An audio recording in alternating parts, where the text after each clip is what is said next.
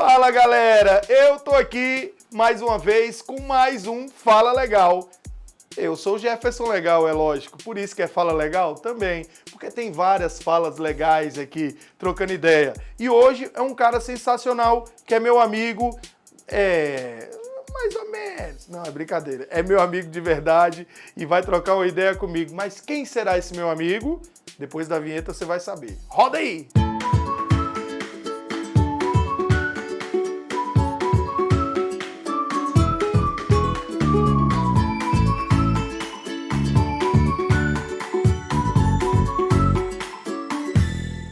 Bom, eu falei que ia trazer um amigo meu, né?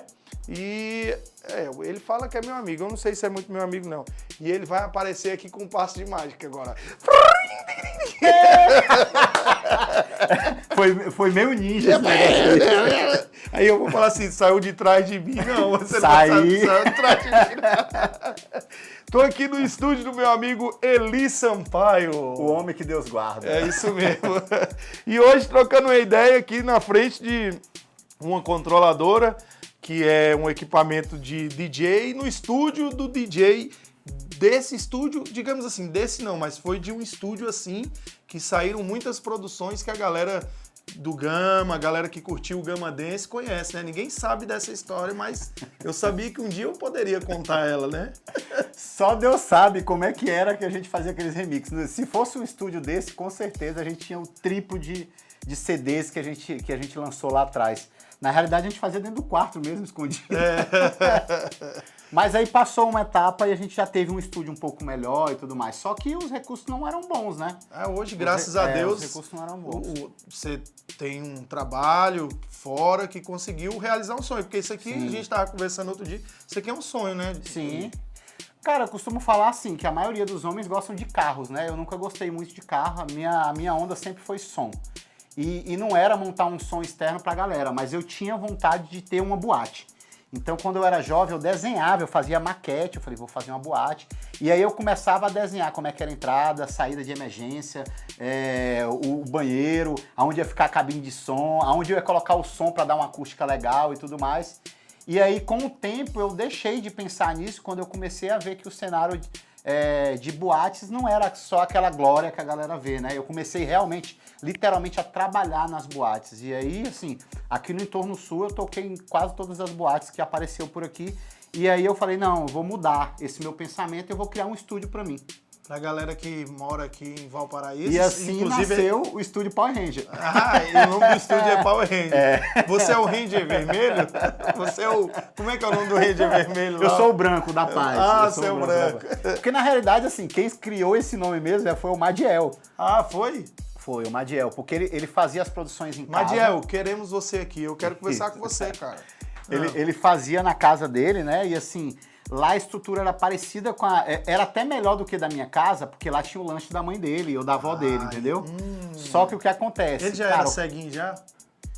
Ele enxergava... Mais ou menos, mas no começo não era tanto. Agora esse dia eu passei por ele na rua e falei, e aí, DJ? Ele ficou olhando, e aí, DJ? Aí quando eu cheguei perto, ele falou, ô, Jefferson, é você, cara. Infelizmente ele perdeu aí uma parte da visão, né? Mas tá de boa. De perto ele enxerga a gente numa boa. Mas assim, o estúdio, o que diferenciava é que eu sempre morei só. Então o que acontece? A gente tinha a liberdade de passar dias e dias produzindo. De dia, de noite, de madrugada, o tempo todo. E então, naquela época a internet era bem escassa. Para baixar uma música era quase a madrugada inteira para baixar. Cara, se eu te disser aqui o que a gente fazia para baixar a música, você não vai acreditar. A gente usava de vários meios aí para poder baixar a música. O Emule. Não, era a noite e a madrugada todinha. Mas assim, cara, a gente baixava de orelhão, pô. Fazia a gente o usava gato. de orelhão. Fazia de orelhão, pô. Né? Ficava eu e o irmão do Edevão, o Eduardo. A gente esperava fechar um determinado horário, fechou bar, vizinho e tudo mais. Botava E tinha eu, colocava lá e começava a baixar música. Era a noite todinha baixando música. Entendeu? E também comprava muita música, Ítalo Dance na época, a gente comprava as músicas pra poder fazer o remix. Aí depois vinha a nossa brincadeira. A nossa brincadeira é escolher as músicas. Depois de escolher, mudar o nome das músicas. Tinha isso também, Tinha, a gente não colocava o nome das músicas. Senão os caras achavam, né? Se a galera pegar, por exemplo, O Gama Dance 6, cara, ninguém sabia quem era aqueles cantores, a banda, ninguém sabia, a gente inventava. O Lian também fez muito isso. A galera tá vendo aí, ó, enquanto você tá falando, eu vou mostrando aqui a coleção de CDs do Gama Dance. A maioria desses CDs aí que vocês estão vendo agora, eles foram produzidos aqui no estúdio do DJ Eli Sampaio. Sim, então a nossa luta com relação a esconder os artistas era por quê? Porque senão outra pessoa pegava também e começava a fazer o remix. Então a gente... Não tinha Shazam na época, né? Não tinha. Hoje tem o Shazam. hoje tem esse dedo duro aí. E como é que foi esse lance de entrar pra música? Você já me falou que tinha um sonho, mas desde molequinho, na escola, tu já tinha esse sonho de ser DJ, de ter uma boate, né, essa parada, não? Ó, quando eu era novo, eu passei bastante tempo aqui no entorno e na Ocidental. E aí, cara, eu curtia as boates onde o Zé Carlos tocava, entendeu? Isso eu tô te falando assim, 87, DJ Zé Carlos, direto 88. Direto do Ocidental. Isso, 87, 88, tinha uma boate chamada Vem Viver. Eu era molequinho, eu não podia ir direto, mas eu ia com meu tio, que era policial e tal.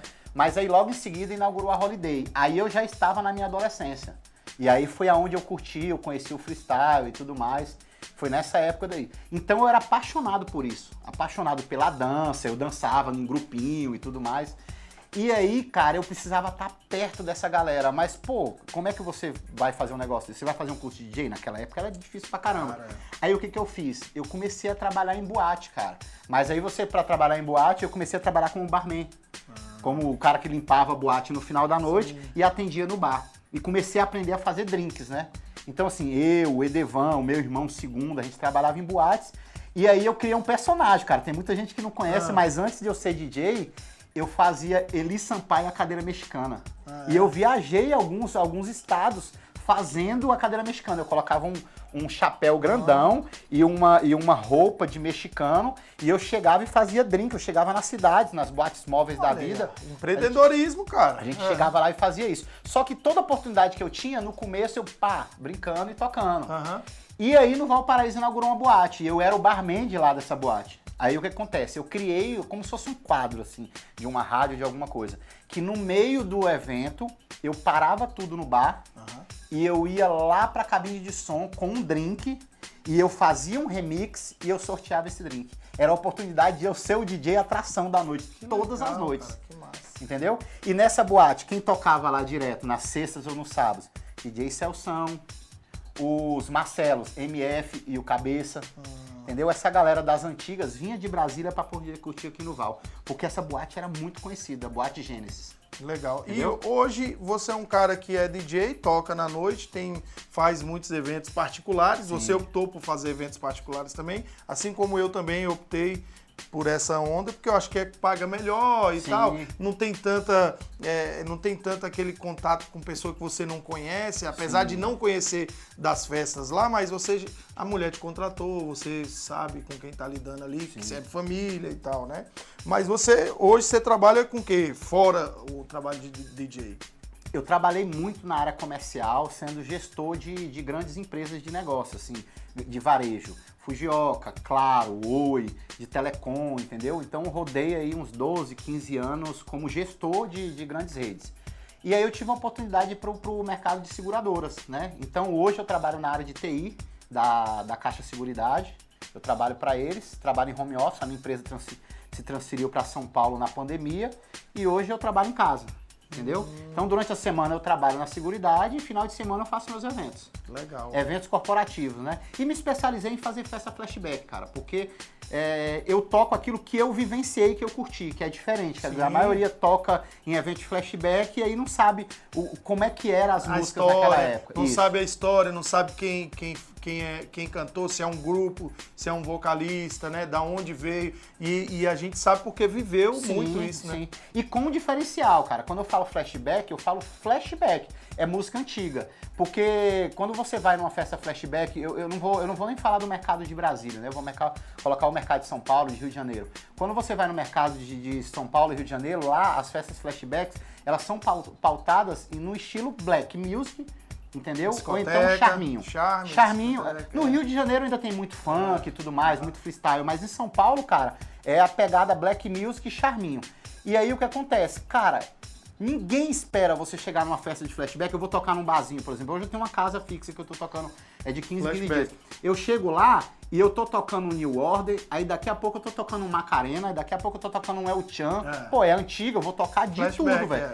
Você é open style. Reggae, Você se considera como DJ open style? Sim, com certeza. E mesmo no flashback você é open style também. Legal. Sim, porque é tem gente que é especializado no flashback, por exemplo, eu só toco freestyle, eu só toco black music, eu só toco discoteca. Você é um DJ open style do flashback também. Isso aí. Legal, show de bola. Agora, eu não posso ficar aqui muito tempo conversando, porque a gente conversa pataca demais, nós dois. Sim. Né? E a gente vai falar besteira demais. A gente Para vai não falar besteira, aí a gente tem que correr. Sim. E esse é a ideia do Fala Legal. Falar muito da vida do convidado, mas em pouco tempo. Certo. E aí eu tenho que já partir para uma parte que eu sempre gosto.